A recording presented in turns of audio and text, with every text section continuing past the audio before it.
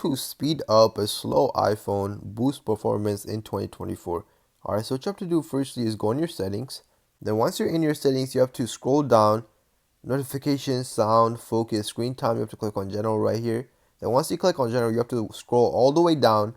Then once you scroll all the way down, you have this thing right here where it says transfer or reset iPhone.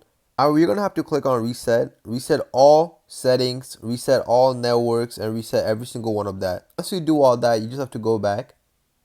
Then once you go back, what you have to do is, once you go back, you have to scroll down and click on accessibility. Then once you click on that, you have to click on touch. Then once you're in touch, it should be the first option right here.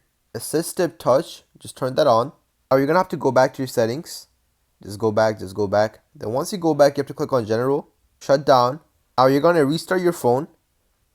Then once you restart your phone, your iPhone should be way faster than it was before, like completely new and everything. And